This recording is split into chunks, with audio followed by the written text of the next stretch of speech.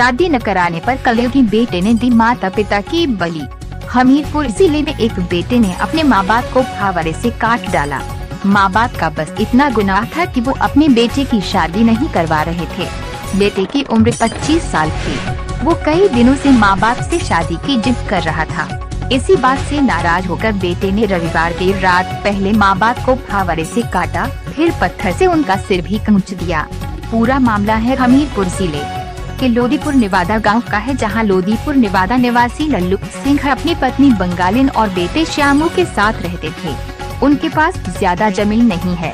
उनका बड़ा बेटा रामू अपने परिवार के साथ दिल्ली में मजदूरी कर रहा है।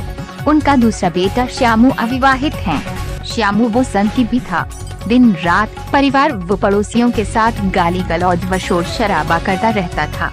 कई बार रिश्ते की बात भी हुई पर बात बन नहीं पाई। श्यामू इस बात से परेशान रहता था।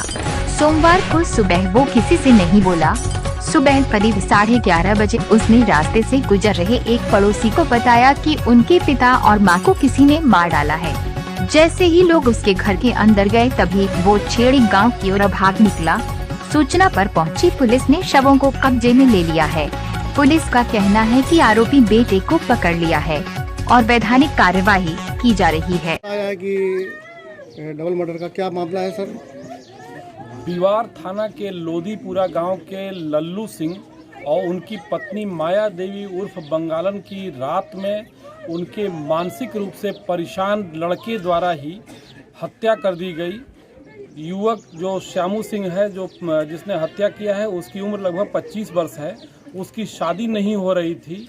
गांव में भी उसकी कई बार चारित्रिक रूप से शिकायत थी। कल उसके द्वारा रात में हत्या की गई। बार बार वो शादी के लिए दबाव दे रहा था। पास में घर में ही उसकी जो बकरी थी उसका भी उसके द्वारा कान काट करके फेंका गया है। ऐसा प्रतीत हो रहा है कि शादी न होने से क्षुब्ध होकर के और इस घटना को कारित किया गया है। उसकी तलाश चल रही है और मृतक की भाई के तहरीर पर मुकदमा कायम कर लिया गया है। आवश्यक वैधानिक कार्रवाई की जा रही है। कहीं बलि देने जैसी एक बात आ रही, चर्चाएं गांव में है, उसको क्या कहेंगे? हाँ, गांव के लोगों द्वारा ये भी बताया गया था कि शादी न होने के वजह से उसे किसी ने ये ब्रीफ किया था कि अगर बलि दे दो तो शादी तुम्हारी हो जाएगी। इस सभी पहलुओं पे गहराई से छानबीन की जा रही है और जो भी तथ्य आएंगे तदनुसार वैधानिक कार्रवाई की जाएगी।